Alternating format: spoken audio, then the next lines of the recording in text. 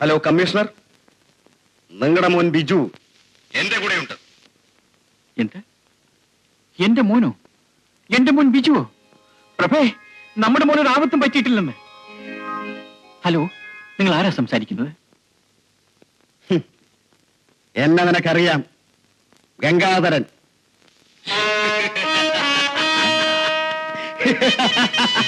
നിന്റെ മകനെ നിനക്ക് വേണ്ടേ? ജീവനോടെ. എന്റെ മോനെ ഒന്നും ചെയ്യരുത്, അവനൊരു ആപത്തും വരുത്തരുത്. ഞാൻ തൽക്കാലം ഒന്നും ചെയ്യുന്നില്ല. എനിക്ക് വേണ്ടത് നിന്നെയാണ്. ഇങ്ങോട്ടൊന്നും പറയണ്ട, ഞാൻ പറയുന്നത് കേട്ടാൽ മതി. നാളെ പകൽ 11 മണിക്ക് പുലിക്കാട്ട് മലയടി വാരത്ത് നീ വരണം. നീ ഒറ്റയ്ക്ക്. പോലീസുമായി വന്നാൽ നീ കൊണ്ടുപോകുന്നത് നിന്റെ മകന്റെ ശവം മാത്രമായിരിക്കും. എന്റെ മോൻ എവിടെയുണ്ട്? നിങ്ങൾ എന്താ ഒന്നും പറയാത്തത്?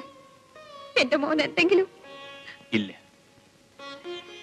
മോനൊരു ആപത്തും പറ്റിയിട്ടില്ല. പിന്നെ അവൻ ഗംഗാധരന്റെ കയ്യിലാണ്. എന്റെ ഈശ്വര, ആ കാലൻ എന്റെ കുഞ്ഞിനെ എന്തെങ്കിലും ചെയ്താലും? ഒന്നുമില്ല, അവന് വൈരാഗ്യം എന്നോടാണ്. ഞാൻ ഒറ്റയ്ക്ക് ചെന്നാൽ മോനെ എന്റെ കൂടെ വിടാമെന്നാണ് അവൻ പറഞ്ഞത്. ഒറ്റയ്ക്കോ?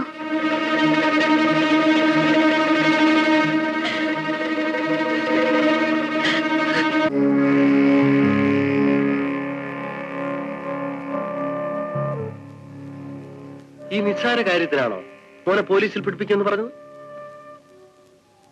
മനുഷ്യബന്ധങ്ങൾക്ക് ഒരു വിലയും കൽപ്പിക്കാത്തവനാണ് നിന്റെ അച്ഛൻ. സ്നേഹം എന്തെന്നറിയാത്തൊരു മൃഗം. അച്ഛൻ എന്നോട് വലിയ സ്നേഹമായിരുന്നു. ഇല്ല, അവിടെയാണ് മോനെ തെറ്റുപറ്റിയത്. അയാൾക്ക് കാക്കി ഉടുപ്പിനോട് മാത്രമേ സ്നേഹമുള്ളൂ. അന്നൊരു നിമിഷം അയാൾ എനിക്ക് തന്നിരുന്നെങ്കിൽ എന്റെ നിർമ്മല നശിക്കില്ലായിരുന്നു, അവൾ മരിക്കില്ലായിരുന്നു. അയാൾ വരും. മോനെ കണ്ടുകിട്ടിയിൽ സന്തോഷിക്കാനല്ല, കയ്യിൽ വിലങ്ങിട്ട് എന്നെയും നിന്നെയും ഇരുമ്പഴിയിൽ കയറ്റാൻ.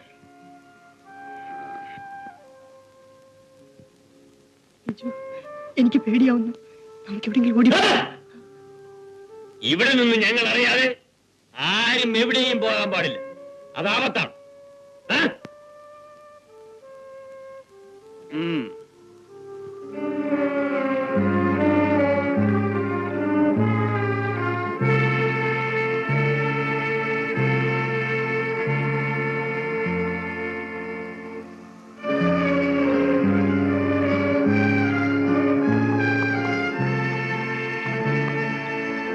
ബിജുമോൻ!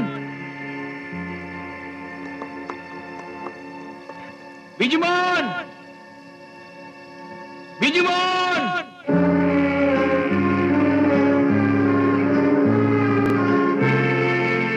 ബിജുമോൻ!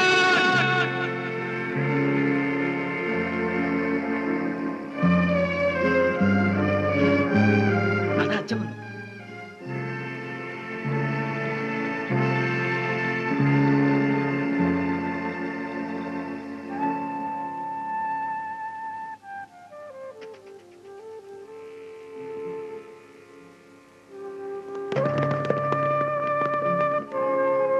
നിന്റെ അച്ഛൻ വന്നത് നിന്നെ രക്ഷപ്പെടുത്താനില്ല, എന്നെയും നിന്നെ അറസ്റ്റ് ചെയ്യാൻ.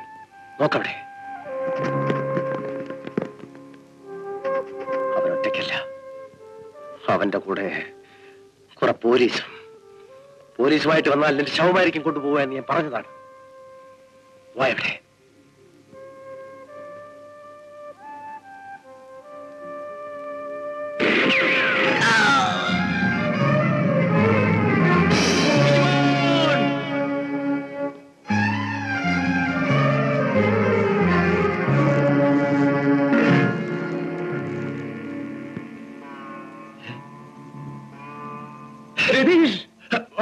ശബ്ദിക്കരുത്, പോലീസുണ്ട്. രതീഷിനെ ആര് വെടിവെച്ചു കൊന്നു?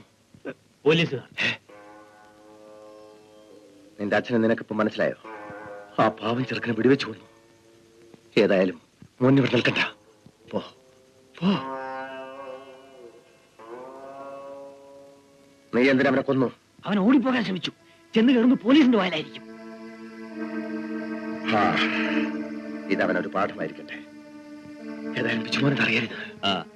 വാ വാ.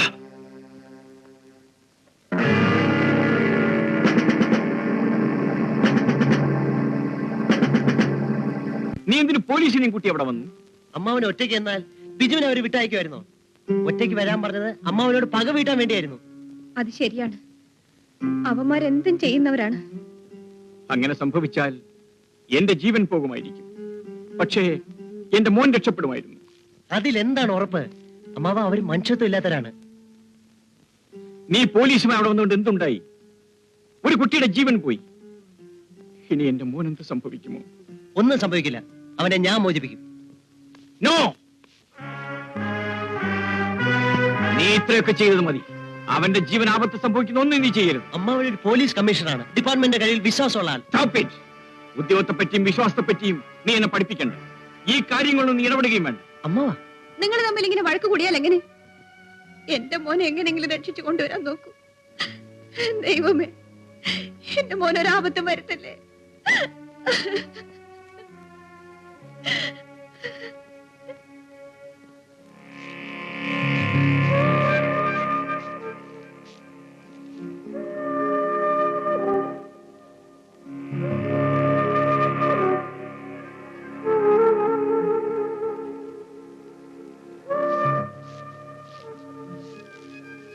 ഇതുവരെ ആലോചിച്ചിട്ട് ഒരു പിടുത്തവും കിട്ടിയില്ലേ? ഇനി എന്ത് ചെയ്യണമെന്ന് ഞാൻ പറഞ്ഞു തരാം. നാളെ വെളുപ്പിന് കമ്മീഷണർ കണി കാണുന്നത് ആ ചെറുക്കന്റെ ശവമായിരിക്കണം. വേണ്ട. എന്തുകൊണ്ട്? അവൻ ഒറ്റയ്ക്ക് വരാൻ പറഞ്ഞിട്ട് നമ്മെ പിടിക്കാൻ പോലീസുമായിട്ടാണ് വന്നത്. അവന്റെ മോനെ കുന്ന് അവന്റെ മുമ്പിൽ കൊടുക്കണം. ഗംഗയുടെ പ്രതികാരവും തീരും, നമുക്ക് തിരിച്ചു പോവുകയും ചെയ്യാം. ഗംഗ എന്ത് പറയുന്നു? ഇല്ല, അവനെ എനിക്ക് നേരിട്ട് കാണണം. നേരിട്ടോ? അതെ, വൈകുന്നതിന് മുമ്പ് ഞാൻ തിരിച്ചെത്തിയില്ലെങ്കിൽ മോന്റെ ശവം അച്ഛനെ ഏൽപ്പിച്ചേക്ക്.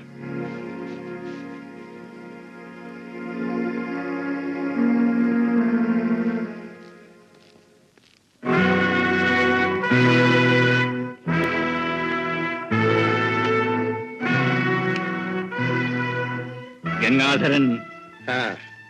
അതെ, പ്രതീക്ഷിക്കാത്ത കണ്ടുമുട്ടൽ. എന്തു ചെയ്യാം, എനിക്ക് വരാതിരിക്കാനാവില്ലല്ലോ.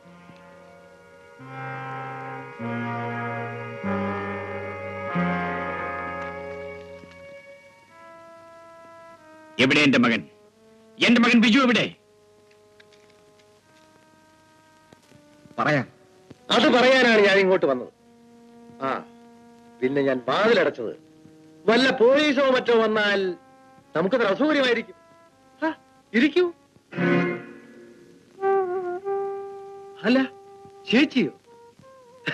നിങ്ങളെയൊക്കെ കാണാനാണ് ഞാൻ ഇങ്ങോട്ട് വന്നത്. നിങ്ങളെയൊക്കെ എനിക്ക് മറക്കാനാവില്ലല്ലോ. എന്റെ കൂടെ ഉണ്ട്, സുഖമായിരിക്കുന്നു. അല്ല, കുട്ടികളായാലും എന്തെങ്കിലും കുരുത്തക്കേട് കാണിച്ചെന്നിരിക്കും, അതിന് പോലീസ് പിടിപ്പിക്കും, ജയിലിലടയ്ക്കും എന്നൊക്കെ പറഞ്ഞ് ഭയപ്പെടുത്തിയാൽ. എന്നാ ഞാൻ കണ്ടത് ഭാഗ്യം. വെള്ളത്തിൽ വീണ് മരിക്കേണ്ടതായിരുന്നു. അവനെന്തെങ്കിലും പറ്റിയോ? ഒരു കുഴപ്പമില്ല. അവനെ ഒന്ന് കാണാനെങ്കിലും. അതാണ് പ്രശ്നം. ഞാൻ അപ്പോഴേ പറഞ്ഞതാ വീട്ടിൽ പോവാൻ. വരില്ല, അച്ഛനെ ഭയം. എന്നാ സാറിന് ഞാൻ അങ്ങോട്ട് വിളിച്ചു. സാറ് വന്നതോ പോലീസും തോക്കൊക്കെ ആയിട്ട്. പിന്നെ മോൻ വരും. പോലീസിനെ ഒളിച്ച് നടക്കുന്ന എനിക്ക് അവനെ ഇങ്ങോട്ട് കൂട്ടിക്കൊണ്ടുവരാൻ പറ്റും? അതും പറ്റില്ല. ഇപ്പോഴും ഞാൻ അവനെ വിളിച്ചതാ. അല്ല, മോന്റെ കാര്യത്തിൽ സമാധാനമുണ്ട്. അല്ല, കുടിക്കാൻ വല്ലതും കൊണ്ടുവരാം. പാവം, ഞാൻ പറഞ്ഞത് മുഴുവൻ നിങ്ങളുടെ ഭാര്യ വിശ്വസിച്ചു. എനിക്ക് സ്ത്രീകളുടെ മനസ്സ് പോലും നോവിക്കുന്നത് ഇഷ്ടമല്ല. ഞാൻ എന്റെ നിർമ്മലയെ വെട്ടിക്കൊല്ലേണ്ടി വന്നത് നിങ്ങളെപ്പോലെയുള്ള ദുഷ്ടന്മാരിൽ നിന്ന് രക്ഷിക്കാൻ വേണ്ടിയാണ്. ഗംഗാധരൻ, ഈ നിലയിൽ നിങ്ങൾ കോപിച്ചിട്ട് കാര്യമില്ല. നിങ്ങൾക്ക് ഇനി ഒന്നും ചെയ്യാനാവില്ല. വേണമെങ്കിൽ നിങ്ങൾക്ക് എന്നെ അറസ്റ്റ് ചെയ്യാം. പക്ഷേ ഈ സമയം നിങ്ങളുടെ മകൻ എന്റെ ആളുകളുടെ കയ്യിലാണ്.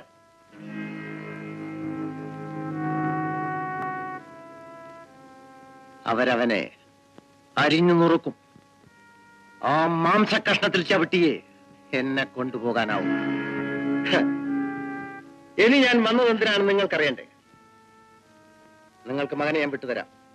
പക്ഷെ അതിനു മുമ്പ് എനിക്ക് ചെറിയൊരു ഉപകാരം ചെയ്യണം. എനിക്ക് 1,00,000 രൂപ തരണം.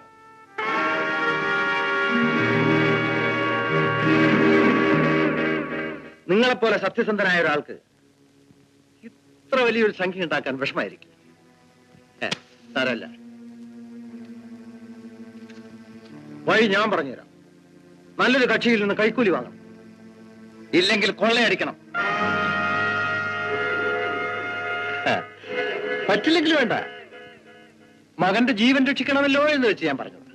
തമ്പിക്ക് ഞാൻ 4 ദിവസം തരും. അതിനിടയ്ക്ക് ഞാൻ ആവശ്യപ്പെട്ട പണം എത്തിച്ചു തന്നില്ലെങ്കിൽ അത് വാങ്ങിക്കാൻ വരുന്നത് തന്റെ ഓമനപുത്രന്റെ വലത് കൈയായിരിക്കും. അത് വെട്ടി ഞാൻ ഈ മുറ്റത്ത് കൊണ്ടിടും. You bloody!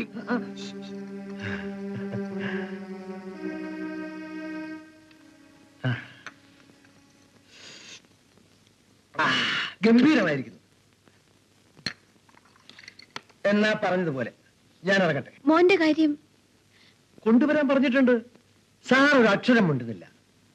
ഇതിനൊക്കെ കുറ്റം ആ കുഞ്ഞെന്ത് ചെയ്തു? ആ ചേച്ചിയെങ്കിലും ഒന്ന് ഉപദേശിച്ച് നോക്ക്. ആ പാലത്തിന്റെ അതുവരെ സാറ് കൂടി ഒന്ന് വന്നാൽ ഈ പോലീസുകാർക്ക് സംഭവത്തിന് കിടപ്പറയില്ല. അവരെന്നെ പിടിക്കും. ആ ബുദ്ധിമുട്ടാണെങ്കിൽ വേണ്ട, വന്നതുപോലെ തിരിച്ചു പോവാൻ എനിക്കറിയാം. മോഹന്റെ ഭാര്യയല്ലേ, വരൂ.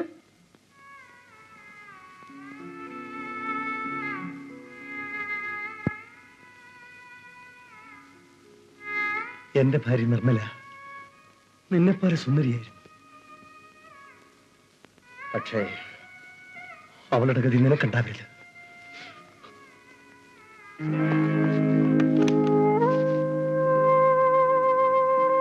നിങ്ങൾ എന്തെങ്കിലും നോക്കി നിൽക്കുന്നത്? അയാൾ പറഞ്ഞത് കേട്ടില്ലേ? നിങ്ങൾ ചെന്ന് വിളിച്ചാൽ എന്റെ മോൻ വരും. ഒന്നിൽ കൂടെ ചെല്ല്. പ്രഭേ, നീ ഒന്ന് മനസ്സിലാക്കാതാണ് സംസാരിക്കുന്നത്. മോൻ വരും, പക്ഷെ അവൻ വിടൂല്ല. 1,00,000 രൂപ കൊണ്ടുവന്ന് കൊടുത്തില്ലെങ്കിൽ മോന്റെ കൈവെട്ടുമെന്ന് പറയാനാണ് അവൻ ഇവിടെ മോന്റെ കൈവെട്ടുമെന്നോ? അതെ, ആ 1,00,000 രൂപ ഉണ്ടാക്കാൻ ഞാൻ കൊള്ളയടിക്കണമെന്ന്, കൈക്കൂലി വാങ്ങിക്കണമെന്ന്. ആ 1,00,000 രൂപ ഞാൻ ഉണ്ടാക്കാം. എന്റെ വീട്ടിൽ പോയി അച്ഛന്റെ കാല് പിടിച്ചെങ്കിലും ഞാനത് കൊണ്ടുവരാം. എനിക്ക് എന്റെ മോനെ കണ്ടാൽ മതി. എങ്ങനെയെങ്കിലും അവനെ കൂട്ടിക്കൊണ്ടുവരൂ.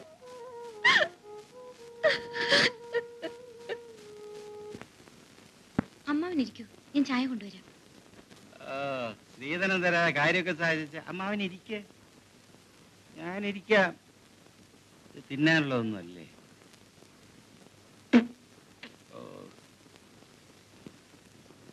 ചേട്ടനെപ്പോ വന്നു? കുറച്ചു നേരമായി. ഇവിടെ വന്നപ്പോ കമ്മീഷത്തിയോ ഇല്ല, പ്രഭയും ഇല്ല. എന്നാ ഒരു കപ്പ് കാപ്പി പിടിച്ചേച്ച് പോകാന്ന് കരുതിയിരിക്കായിരുന്നു. വീട്ടിൽ പോയെന്ന് കേട്ടു. എന്താ വിശേഷം? ഒരു അത്യാവശ്യം ഉണ്ടായിരുന്നു, ഞാനിപ്പോ വരാം. ഇന്ന് രണ്ടിലൊന്ന് അറിഞ്ഞിട്ട് ഞാൻ പോകും. മനുഷ്യ കളിപ്പിക്കേ.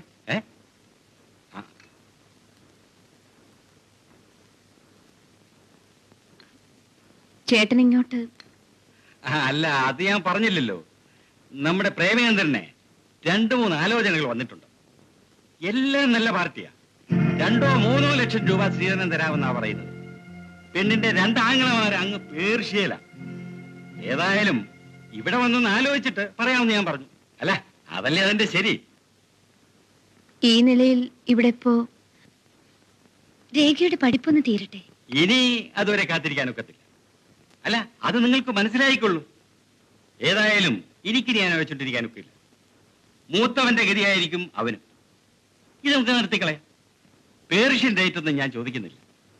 എങ്ങനെ വന്നാലും നമ്മൾ ബന്ധുക്കളല്ലേ. അതുകൊണ്ട് വെറും 1,00,000 രൂപ തന്നാ മതി. നമുക്ക് പിറ്റേ ദിവസം കല്യാണം നടത്തിക്കളയാം. ചേട്ടൻ ഇത്ര ധൃതി പിടിച്ചാൽ? ധൃതി പിടിക്കും. അല്ലെങ്കിലേ അവസാനം പ്രേമചന്ദ്രന് പ്രേമം കൊണ്ട് വഴിഞ്ഞെന്ന് പറയും. ഞാൻ രൂപയ്ക്ക് എവിടെ പോകും? ഇനി ഒന്നുള്ളതിനെ കാണിച്ചാൽ കാശ് കിട്ടും. ഇപ്പൊ എനിക്ക് 2-1 എനിക്കൊന്നും പറയാനാവില്ല. വേണ്ട, പറയണ്ട. ഞാൻ പറയാനുള്ള പറഞ്ഞു കഴിഞ്ഞു. ഞാൻ ഇറങ്ങുക. ആ പേർഷ്യക്കാർക്ക് വാക്ക് കൊടുക്കാൻ പോകുക. ചേട്ടാ, മോൻ കൂടെ ഇവിടെ ഇല്ലാത്ത സ്ഥിതിക്ക് എങ്ങനെയാ? നിങ്ങൾക്ക് നിങ്ങളുടെ മോള്, എനിക്ക് എന്റെ മോൻ. 1 ലക്ഷം രൂപ എനിക്ക് നഷ്ടം. ഏതായാലും ഈ കല്യാണം ഇപ്പൊ നടക്കില്ല. എന്റെ മോക്ക് അത്ര പ്രായമായിട്ടില്ല. അങ്ങനെയൊക്കെയാ തന്റെ നല്ല കരുതുന്നത്. പക്ഷേ അവരങ്ങനെ വിചാരിക്കാറില്ലല്ലോ. ഏതായാലും ഈ വർത്തമാനം ഇവിടെ കൊണ്ട് നിർത്തുന്നു. ഞാൻ ഇറങ്ങുക.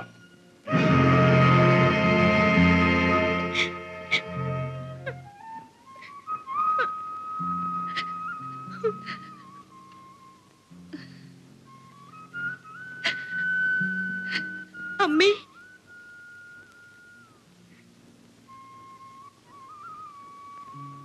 സാരമില്ല മോളെ. നിനക്ക് അവനേക്കാൾ നല്ലൊരു ചെറുപ്പക്കാരനെ കിട്ടും. അങ്ങനെ ഒരാളെ എനിക്ക് വിവാഹം ചെയ്യാൻ കഴിയില്ലമ്മേ. എന്നാ കൊണ്ട് കൊടുക്കടി 1 ലക്ഷം. ഒരുത്തിയുടെ കണ്ണുനീര് ഞാൻ കാണുന്നുണ്ട്. അവരുമായിട്ടുള്ള ബന്ധം മതി. അങ്ങനെ പറയരുതമ്മേ.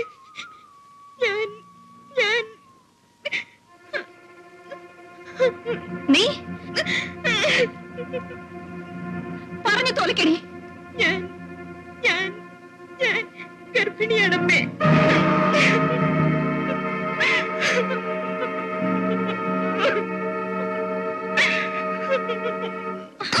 അമ്മേ, അടിക്കരുതമ്മേ. അമ്മേ, വിടുവമ്മേ.